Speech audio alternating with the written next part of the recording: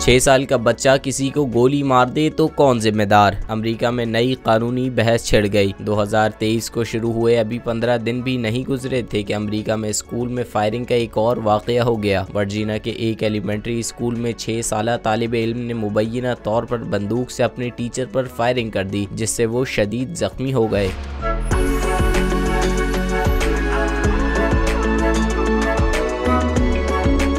Media reports के मुताबिक वाकये में बच्चे की कम उम्री ने इंतहाई परेशान कुन मोड़ पैदा कर दिया है। सबसे अहम सवाल ये खड़ा होगा कि जब पहली जमात में पढ़ने वाला बच्चा किसी को गोली मार दे तो क्या होगा। कानूनी तौर पर देखेंगे तो हुक्काम को कभी ऐसे मसाइल का सामना नहीं करना पड़ा है। रियासत वर्जीनिया का कानून किसी 6 साला बच्चे पर बालिगों की तरह फर्द जुर्म आयद करने की इजाज़त नहीं देता। बच्चे पर नाबालिग कोर्ट में फर्द जुर्म आयद की जा सकती है, मगर बच्चे की जेल में जाने के लिए भी कम अज कम उम्र 11 बरस होनी चाहिए। ये मुमकिन है कि बच्चे के कदम पर वालिदैन को नताइज का सामना करना पड़े। हुक्काम ने तस्दीक की कि बंदूक बच्चे की वालदा ने कानूनी तौर पर खरीदी थी और बच्चे ने ये अपने घर से उठाई। रियासत वर्जीनिया के कानून के मुताबिक गैर महफूज आतिश असले को बेदहानी से छोड़ देना एक छोटे दर्जे का जुर्म है। मीडिया रिपोर्ट्स के मुताबिक एक और सूरत ये हो सकती है कि रियासत वर्जीनिया ये दलील दे के वालिदैन के इक़दामात की वजह से टीचर को गोली लगी और बच्चा खुद इतना छोटा है कि इस पर आज़ादाना तौर पर की गई किसी गलत हरकत का इल्जाम नहीं लगाया जा सकता।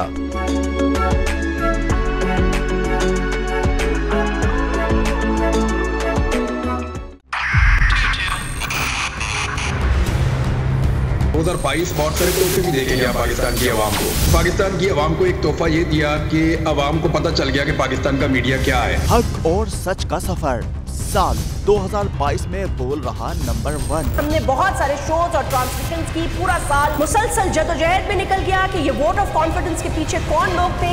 तोड़े रेटिंग के सभी रिकॉर्ड। सोशल मीडिया पर भी सबसे ज्यादा तेजी से 2.4 बिलियन व्यूज का संगे मील अबूर किया।